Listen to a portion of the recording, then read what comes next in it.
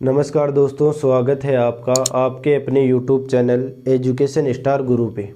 तो दोस्तों, जैसा कि हम पढ़ रहे थे आपकी प्रश्नावली 1.4 और 1.4 का क्वेश्चन नंबर 1 हमने हल कर लिया था। अब देखो क्वेश्चन नंबर 2 और 3 हम इसी वीडियो में हल कर लेंगे। तो देखो क्वेश्चन नंबर 2 मैंने पहले ही लिख लिया है। क्वेश्चन नंबर 2 ये बोल रहा है कि प्रश्न 1 के उन परिमेय संख्याओं के दशमलव प्रसार को लिखिए जो शांत है। कि जो क्वेश्चन नंबर 1 आपने हल किया था उसमें जिन जिन परिमेय संख्याओं का दशमलव प्रसार शांत आया था उनका क्या निकालना है। अब आपको दशमलव प्रसार निकालना है। क्या निकालना है? दशमलव प्रसार निकालना है कि जिन जिन परिमेय संख्याओं का दशमलव प्रसार शांत था उनका क्या निकालना है? दशमलव प्रसार। अब इस प्रश्न में हमें प्रसार ज्ञात करना है और उसमें क्या निकाला था हमने? शांत और अशांत। तो देखो दशमलव प्रसार कैसे निकालते हैं। देखो जैसे मतलब क्वेश्चन नंबर 1 में इनका 1 नंबर पे 2 नंबर का और 4 नंबर का 6 नंबर का 8 नंबर का और 9 नंबर का इनका ही दशमलव प्रसार शांत था और इन्हीं का ही निकालना है। क्योंकि प्रश्न में बोल रखा है जिन जिन का शांत है उन्हीं का दशमलव प्रसार निकालना है हमें। तो देखो हम क्वेश्चन नंबर 1 को हल करेंगे। इसमें 13/3125 है। 13/3125 है। देखो 3125 के अभाज्य गुणनखंडी करने हैं। 3125 के अभाज्य गुणनखंडी करने हैं। देखो 125 5 625 फिर 5 125 5 25 5 5 5 और 1। इसका मतलब हो गया 5 की घात 5 5 की घात 5। देखो इसको तो मैं बता देता हूँ, पहले वाले प्रश्न में बता दिया था। तो यहाँ पे लिख देंगे हम 13/3125 की जगह में 5 की घात 5 लिख सकता हूँ, बिल्कुल लिख सकता हूँ। अब देखो उसमें बताया था कि 2 की घात m इंटू 5 की घात n के रूप में बनाना था तो शांत और अशांत के लिए। और यहाँ पे क्या करना है? 2 और 5। देखो इस प्रश्नावली 2 और 5 पे निर्भर है। तो देखो 5 की घात तो 5 होगी, तो इसके साथ समान घात बनानी है। तो 2 की घात बढ़ाओ। किसकी घात बढ़ाओ? 2 की घात भी 5 ही होनी चाहिए। यदि 2 की घात 5 हो तो 5 की घात भी 5 होनी चाहिए, और यदि 5 की घात 5 हो तो 2 की घात भी 5 होनी चाहिए। तो यहाँ पे 5 की घात 5 है तो ऊपर नीचे 2 की घात 5 से गुणा कर दो। 2 की घात 5 से गुणा कर दो। देखो 5 की घात भी 5 हो गई और 2 की घात भी 2 हो गई। घातें क्या हो गई? समान होगी, 2 की और 5 की। तो देखो अब हल कैसे करेंगे? ऊपर पहले गुणा कर लो 13 का 13 इंटू 2 की घात 5 अर्थात 2 गुणा 2 गुणा 2 गुणा 2 गुणा 2। 2 दूनी 4 4 दूनी 8 8 दूनी 16 16 दूनी 32। हम 2 की घात 5 की जगह 32 लिख सकते हैं। ठीक है, ये हो गया आपका यहाँ पे। अब देखो आराम से समझो, यहाँ पे 5 ये है आधार, ये है आधार, ये घात है दोनों। तो देखो घातें समान है, आधार अलग अलग है। यदि आधार को मैं इस आधार को x मान लूँ और इस आधार को y मान लूँ तो एक सूत्र बताया होगा x इंटू वाई, अर्थात ऐसे मान लो x की घात m इंटू वाई की घात m। देखो घातें समान है, आधार अलग अलग है, तो इसका सूत्र होता है x y की घात m, x y की घात m। समझ रहे हो कि x y दोनों को गुणा करके घात 1 लगा सकते हो आप। ठीक है, तो यहाँ पे मैं ऐसे लगा सकता हूँ 5 इंटू 2 5 इंटू 2 अर्थात 10 हो गए। डायरेक्टली लिख सकता हूँ 10, और 10 की घात एक बार लगानी है 5, 10 की घात 5। तो देखो आगे देखो अब देखो 13 को 32 से गुणा करना है। ये लो 32 और 13 को गुणा कर दो। 3 दूनी 6 और 3 3 9 इंटू 2 और 3 6 9 2 11 1 3 1 4 416 आ गई। कितने आ गई? 416। तो देखो 13 और 32 को गुणा करने पर 416 और नीचे 10 की घात 5। इसका मतलब हो गया 10 को ऐसे कर सकते हो आप 10 से इंटू 10 से इंटू 10 से इंटू 10 से इंटू 10 और डायरेक्ट लिख दो ना 10 और घात कितनी है? 5। तो 1 के 5 जीरो लगा दो, 4 और 5। ये हो गया हल। अब देखो दशमलव प्रसार निकालना है। तो देखो 416 में 10,000 का लाख का भाग दोगे तो कैसे आएगा? देखो ये हो गया आपका 416। देखो 1 2 3 4 और 5 अंक छोड़ के दशमलव लगाना है। 1 2 3 4 और 5। ये लो, ये आ गया इसका दशमलव प्रसार। ये आ गया इसका दशमलव प्रसार किसका? क्वेश्चन नंबर 1 का। देखो दोबारा से समझो, 13/3125 का क्या निकालना है हमें? दशमलव प्रसार निकालना है। कुछ नहीं करना है। देखो जो हर है इसके अभाज्य गुणनखंड करने हैं, ये अभाज्य गुणनखंड कर लिया। अभाज्य गुणनखंड आते हैं 5 की घात 5 के रूप में। यदि यहाँ पे 5 की घात 5 आती है तो 2 की घात भी 5 बनानी पड़ती है, और यदि यहाँ पे 2 की घात 5 आती है तो 5 की घात 5 बनानी पड़ती है। ठीक है, अर्थात 2 और 5 दोनों की घात क्या बनानी है, हमें समान बनानी है। तो देखो ऊपर नीचे 2 की घात 5 से गुणा कर दिया, ऊपर नीचे 2 की घात 5 से गुणा कर दिया। तो देखो 13 का तो 13 इंटू 2 की घात 5 का मतलब हो गया 32 बटे, देखो यहाँ पे x और y मान लो आधार, आधार समान है, घात अलग अलग है, तो आधार जो आधार है आपस में गुणा होके घात 1 लग जाती है। जैसे x की घात m इंटू वाई की घात भी m, तो इसका सूत्र हो गया x और y दोनों आधार गुणा हो गए और घात लग गई 1। ठीक है, इस प्रकार देखो 5 को 2 से गुणा कर दिया 10 और घात लगा दी ऊपर। ठीक है, आगे देखो 13 इंटू 32 को गुणा कर लिया 416 और 10 की घात 5 का मतलब हो गया 1 के 5 जीरो। अब 416 में एक इनका मतलब नीचे वाली संख्या 1 लाख का भाग देने पर देखो ये आएगा, ये देख लो ना 1 2 3 4 और 5, 1 2 3 और 4 और 5, 5 अंक छोड़ के दशमलव लगाना है। ये है आपका क्वेश्चन नंबर 2 का 1 नंबर। ठीक है, ये मैं नीचे लिख देता हूँ। ये है आपका 61400.0, ये हो गया इसका दशमलव प्रसार। इसी प्रकार हम क्वेश्चन नंबर 2 का करेंगे। क्वेश्चन नंबर 2 है 17/8, दशमलव प्रसार करना है। ये जो हर है इसके अभाज्य गुणनखंड करो, ये लो 2 4 2 2 2 और 1, तो इसका मतलब हो गया 2 की घात 3।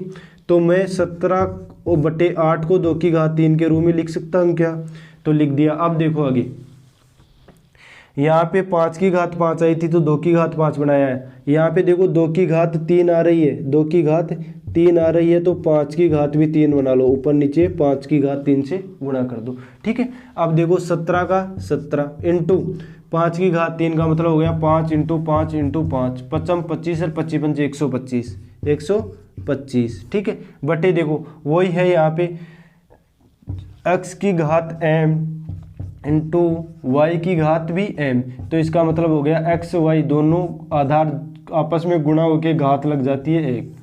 ठीक है, तो ये हो गई आपकी 5 को 2 से गुणा किया तो 10 और 10 की घात कितनी हो गई 3, 10 की घात हो गई आपकी 3। अब देखो 125 को 17 से गुणा करना है, 125 को 17 से गुणा करना है। देखो करो 7 पंचे 35, 3 7 दूनी 14, 14 3 17 1 और 7 एकम 7 1 8 इंटू 5 2 1 5 7 5 12 1 8 2 10 11 1 और 1 2 21 25, ये आ गया आपका 17 और 125 को गुणा करने पर 21 25 बटे 10 की घात 3 का मतलब है 1 के 3 जीरो लगा दो, 1 के 3 जीरो लगा दो।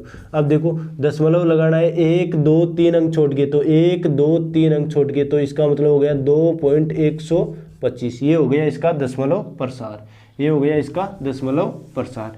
देखो क्वेश्चन नंबर 2 भी क्लियर हो गया, ये भी हो गया तो इसके साथ ये भी हो गया। अब करना है हमें 4 नंबर का, जिनका दशमलव प्रसार शांत था उन्हीं का करना है, दशमलव प्रसार उन्हीं का निकालना है। ये है आपका 15/1600, 15/1600। तो देखो 1600 के अभाज्य गुणनखंड करने हैं हमें, ये कर लो 2, देखो 800 2 400 2 200 2 100 फिर 2 50 फिर 2 25 फिर 5 5 5 और 1, ये आ गए ना। तो इसका मतलब देखो 1 2 3 4 5 6, 2 की घात 6 इंटू 5 की घात 2, ये बन गए ना। तो देखो 15/2 की घात 6 इंटू 5 की घात 2, 2 की घात 6 इंटू 5 की घात 2। तो देखो ध्यान से समझना है आपको, यहाँ पे ध्यान से समझो, 15/2 की घात 6 इंटू 5 की घात 2, इसका मतलब देखो यहाँ पे 2 की घात 6 है लेकिन 5 की घात कितनी है 2 ही है, तो 5 की घात भी 6 बनानी है हमें। तो देखो 15/2 की घात 6, 2 की घात 6 इंटू 5 की घात 2 तो पहले से ही है, इंटू देखो ध्यान से समझना है आपको, यदि 5 की घात 4 और लगा दूँ, 5 की घात 4/5 की घात 4, देखो अब 5 की घात 6 हो गई और 2 की घात भी 6 हो गई। अब देखो आराम से हल कर सकते हैं हम, 15 इंटू 5 की घात 4 बटे, देखो यहाँ पे देखना आराम से, 2 की घात 6 इंटू 5 की घात 2 इंटू 5 की घात 4। अब देखो इसको हल करेंगे हम, अब इसको हल करेंगे, देखना।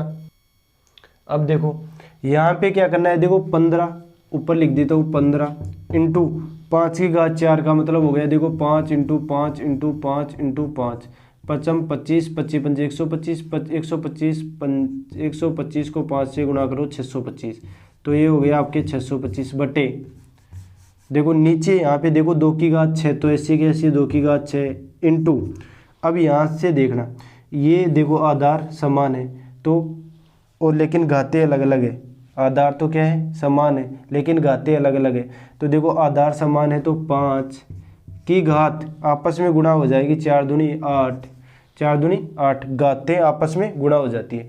अब देखो हल कर लो, 15 इंटू 625 बटे 2 की घात 6 इंटू 5 की घात 8, तो 2 की घात 6 को ऐसे लिख लो, यहाँ पे कर लो 2 इंटू 2 इंटू 2 इंटू 2 इंटू 2, 1 2 3 4 5 और 6, देखो 2 दूनी 4, 4 दूनी 8, 8 दूनी 16, 16 दूनी 32, 32 दूनी 64, तो यहाँ पे तो आ गया 64 इंटू 5 की घात 8 का मतलब हो गया, देखो 5 into 5 into 5 into 5 into 5 into 5, ऐसे 5 की घात 8 को हल कर लो आप, यहाँ पे 5 की घात 8 को हल कर लो और आपस में गुणा करके भाग देना है आपको, आपस में गुणा करके इसी तरीके से भाग देना है, तो इसका भी उत्तर ये आ जाएगा। तो देखो क्वेश्चन नंबर 1 2 और 3 ये क्लियर हो गया है, ये क्लियर हो गया। इसके आगे देखो,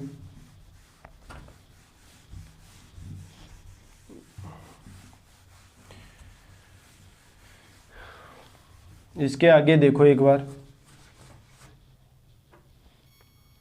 अब है आपका क्वेश्चन नंबर 6, ये देखो 23 बटे 2 की घात 3 इंटू 5 की घात 2, इसको हल करना है। तो देखो कुछ नहीं करना है, यहाँ पे 2 की घात 3 है लेकिन 5 की घात 2 है, तो ऊपर नीचे 5 की घात 1 से गुणा कर दो, तो देखो 5 की घात भी 3 बन गई। तो देखो आगे हल कर सकते हैं हम, 23 बटे 2 की घात 3, 2 की घात 3 इंटू 5 की घात भी कितनी हो गई 3, 5 की घात भी 3 हो गई, और ऊपर देखो 5 की घात 1, 23 इंटू 5 की घात 1, 23 इंटू 5 की घात 1, नीचे देखो 2 की घात 3 इंटू 5 की घात 2 ये रही, 5 की घात 1 ये रही, तो 5 की घात 3 हो गई। आगे देखो 23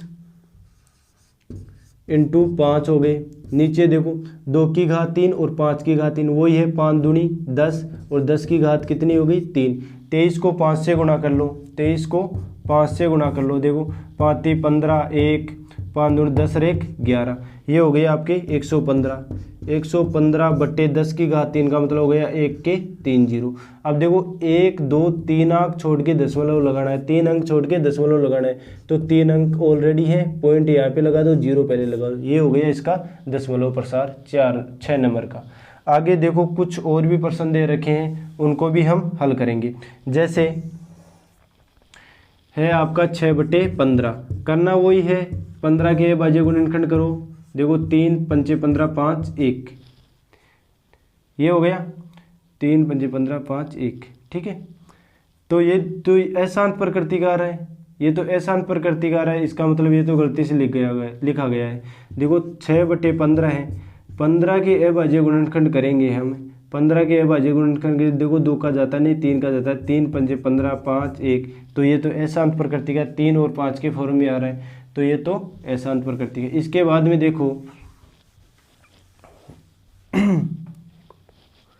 इसके बाद में है आपका 35 बटे 50, 35 बटे 50, देखो 50 के अभाज्य गुणनखंड कर लो, 2 25, फिर देखो 2 का जाता नहीं, 3 का भी नहीं जाता, 5 का 5 5 5 1, ये आ गया।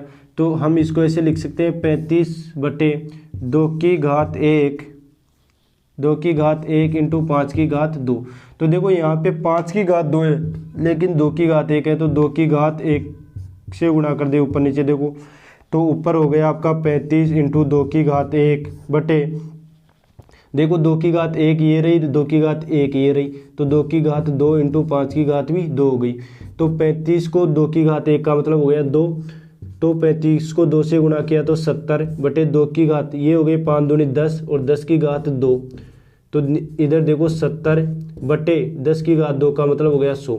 देखो दो अंक छोड़ के दशमलव लगाना है, 1 2 1 2 अर्थात 0.70 ये हो गया इसका दशमलव प्रसार। अब देखो तो ये है आपका क्वेश्चन नंबर 2। इसके बाद में देखेंगे हम आपका क्वेश्चन नंबर जो 3 है। पहले क्वेश्चन नंबर 2 दोबारा से देख लो, करना कुछ नहीं है, दशमलव प्रसार करना है। तो जो हर है इसके अभाज्य गुणनखंड करना है। यदि 2 की और 5 की घात अलग अलग हो तो उसे समान बनानी है और फिर आगे हल करना है। ये तो हो गया आपका क्वेश्चन नंबर 2। अब देखो क्वेश्चन नंबर 5 और बता देता हूँ।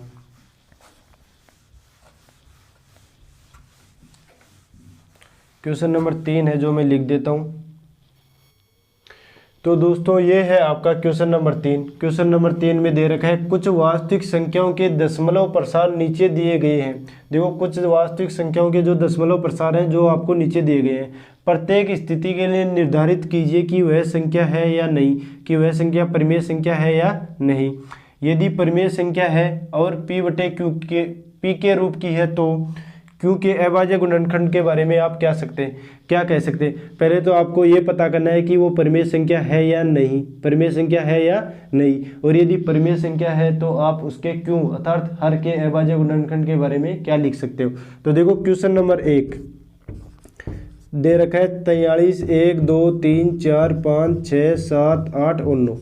तो देखो ये बताओ परिमेय संख्या है या नहीं। तो बताया था कि यदि दशमलव के बाद में एक निश्चित अंकों तक अर्थात वो एक मतलब कोई भी कितने भी अंक आ जाए परंतु वो समाप्त हो जाए अर्थात शेषफल 0 आ जाए तो मतलब वो क्या होगी आपकी परिमेय संख्या। तो देखो दशमलव के बाद में 9 के आगे कोई अंक नहीं है अर्थात यहाँ पे समाप्त हो गई। तो ये कौन सी संख्या है, परिमेय संख्या। और परिमेय संख्या है क्योंकि इसे हम p बटा क्यू के रूप में लिख सकते हैं। देखो p बटा क्यू के रूप में और शांत आवर्ती की भी है क्योंकि देखो दशमलव के बाद में निश्चित अंकों तक जाकर समाप्त हो रही है, शेषफल 0 आ रहा है। तो ये और शांत आवर्ती का है और शांत आवर्ती की है। देखो p बटा क्यू के रूप में तो लिख सकते हैं हम इसे कि भाई दशमलव को हटाएंगे नीचे तो 0 लगा के 1 लगा के 0 लगा सकते हैं, p बटा क्यू के रूप में लिख सकते हैं। इसके बाद में ये शांत आवर्ती के देखो दशमलव के बाद कुछ अंकों तक जाके ये समाप्त हो रही है, ये शांत आवर्ती के। तो इसके हर के बारे में हम क्या लिखेंगे। देखो बताया था 2 की घात m इंटू 5 की घात n के रूप का होता है क्यों, तो ये दशमलव प्रसार क्या होगा, शांत होगा। अतः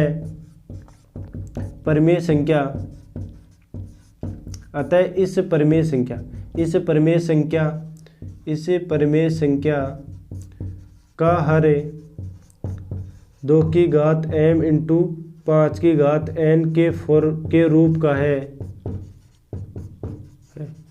देखो बस ये लिखना है, ये पूछ रहा है कि ये पहले तो ये देखना है ये परिमेय संख्या है या नहीं। तो ये सबसे पहली बात तो है परिमेय संख्या है और परिमेय संख्या है तो इसका दशमलव प्रसार भी किस प्रकार का होगा, शांत होगा या शांत होगा क्योंकि देखो पॉइंट के बाद अर्थात दशमलव के बाद कुछ अंकों तक जाके ये समाप्त हो रही है तो क्या होगा ये शांत आवर्ती का। और शांत आवर्ती के बारे में मतलब उसके शांत आवर्ती है तो p बटा क्यू के रूप अर्थात क्यू के बारे में आप क्या लिख सकते हो। तो क्यू के बारे में हम ये लिखेंगे कि इस परिमेय संख्या का जो हर है जो 2 की घात m और 5 की घात n के रूप का है क्योंकि इसके रूप का होगा तो तभी तो दशमलव प्रसार क्या होगा, शांत होगा।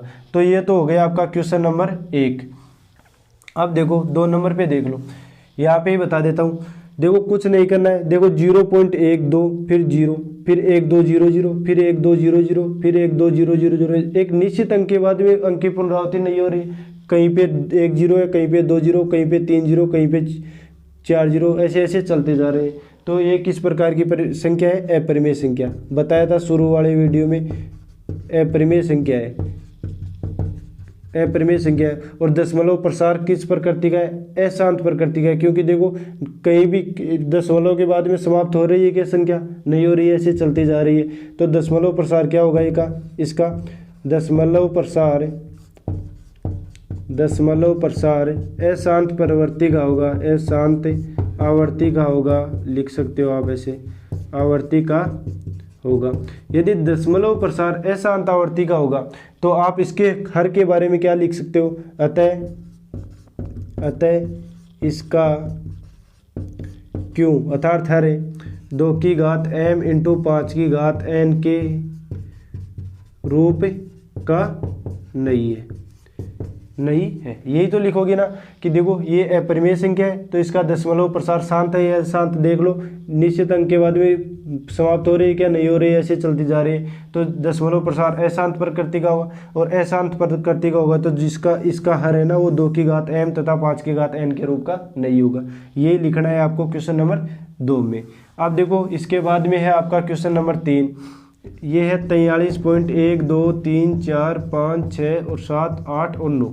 इसके ऊपर बार लगा हुआ है और मैंने बताया था पहले वाले वीडियो में, यदि किसी भी संख्या के ऊपर ऐसे मान लो कोई भी संख्या आ जाए, इसके ऊपर ऐसे बार लगा हुआ मिल जाए ना, इसका मतलब ये है कि ये एक परिमेय संख्या, इसका मतलब ये है कि इन्हीं अंकों की पुनरावृत्ति बार बार हो रही है। इन्हीं अंकों की पुनरावृत्ति क्या हो रही है, बार बार हो रही है।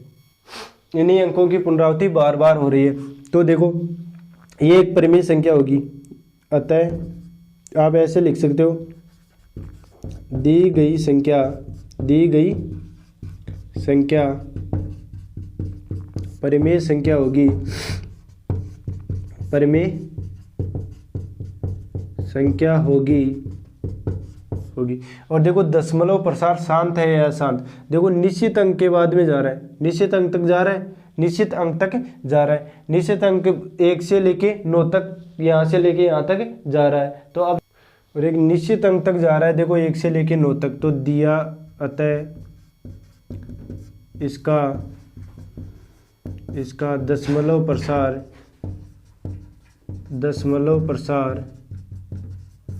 शांत आवर्ती का होगा, शांत आवर्ती का होगा। अतः इसका क्यों अर्थात हर इसका क्यों 2 की घात m इंटू 5 की घात n के रूप का होगा, जुकाम के कारण कुछ अच्छी तरीके से समझा भी नहीं पा रहा हूँ। ध्यान से देखना, कुछ नहीं करना है इस प्रश्न में। तो देखो एक निश्चित अंक तक गया और समाप्त हो गया, इसका मतलब क्या हो गया, वो शांत हो गया। और शांत आवर्ती का यदि दशमलव प्रसार आ रहा है हमें, तो हम उसके क्यों के बारे में लिख सकते हो कि वो 2 की घात m और 5 की घात n के रूप का है।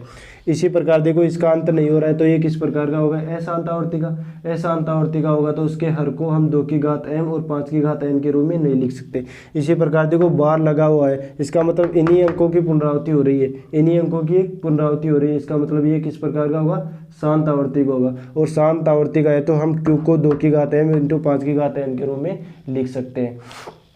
तो दोस्तों ये थे आपके क्वेश्चन नंबर 2 और 3 और इसी के साथ आपकी प्रश्नावली 1 जो वास्तविक संख्या थी वो भी क्या हो गई, आज पूरी हो गई। कल से हम पढ़ेंगे आपकी प्रश्नावली 2। ठीक है दोस्तों, आज के लिए बस इतना ही।